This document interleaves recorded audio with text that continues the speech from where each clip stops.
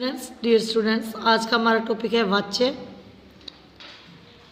वाच्य क्या होते हैं? क्रिया के जिस रूप से यह ज्ञात होता है कि वाक्य में क्रिया के व्यवहार का प्रधान विषय कर्ता है, कर्म है या भाव है, उसे वाच्य कहते हैं।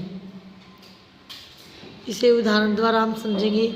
खिलाड़ी क्रिकेट खेलता है, खिलाड़ी के द्वारा क्रिकेट खेला जाता है, खिलाड़ी द्वारा खेला जाता है। पहले वाक्य में कर्ता प्रधान है तो यहाँ पर कर्तवाच्य होगा। दूसरे वाक्य में कर्म प्रधान है तो यहाँ पर कर्मवाच्य होगा। और तीसरे वाक्य में भाव प्रधान आता है, खेला जाता है, नहीं खेला जाता, किया जाता है, नहीं किया जाता। इस तरह से क्षमता जो है वो कर्ता की बताई गई है, तो इसलिए यहाँ पर भाववाच्य होगा। वाच्य के भेद। वाच्य 3 प्रकार के होते हैं: कर्तवाच्य, कर्मवाच्य और भाववाच्य। कर्तवाच्य ऐसे वाच्य जिसमें कर्ता की प्रधानता होती है, अर्थात इन वाक्यों में कर्ता के बारे में कुछ बताया जाता है तथा क्रिया का सीधा संबंध मुख्य कर्ता के साथ होता है। जैसे बच्चा रोटी खा रहा है, रवि पढ़ रहा है, जतिन अपने घर जा रहा है। इन तीनों वाक्यों में बच्चा, रवि और जतिन कर्ता प्रधान है।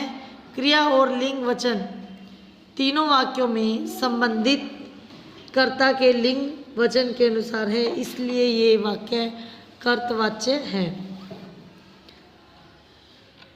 दूसरा वाच्य है कर्मवाच्य। ऐसे वाक्य जिनमें कर्म की प्रधानता होती है तथा क्रिया का मुख्य संबंध कर्म से लगा होता है, कर्मवाच्य कहलाते हैं।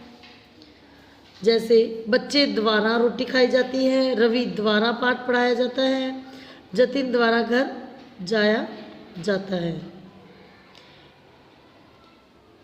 कर्मवाच्य में क्रिया के लिंग वचन कर्म के लिंग और वचन के अनुसार होते हैं। जैसे बच्चे द्वारा रोटी खाई जाती है, तो जाती है जो शब्द है, क्रिया ये स्त्रीलिंग है, ये जो शब्द है ये रोटी के अनुसार है, न कि बच्चे के अनुसार।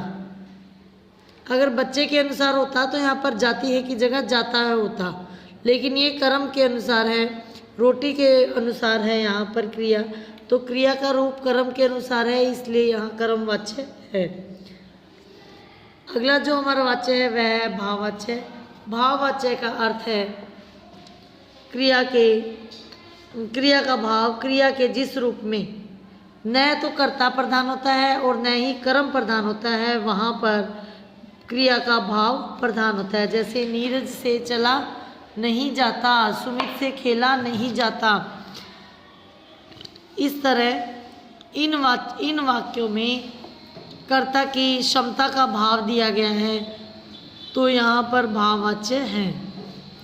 वाच्य परिवर्तन कर्मवाच्य से कर्तवाच्य बनाना, कर्ता के साथ से या के द्वारा जोड़कर उसके साथ ने विभक्ति लगी हो तो इसे हटा दिया जाता है।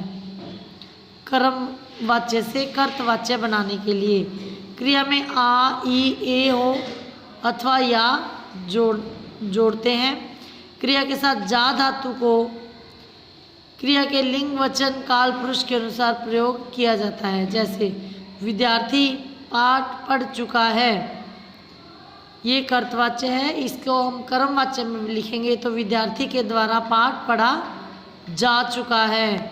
और इसी को अगर हम भाववाच्य में लिखेंगे तो इस प्रकार लिखेंगे, विद्यार्थी द्वारा पाठ पढ़ा जाता है। इस प्रकार ये हमारे वाच्य का टॉपिक कंप्लीट होता है।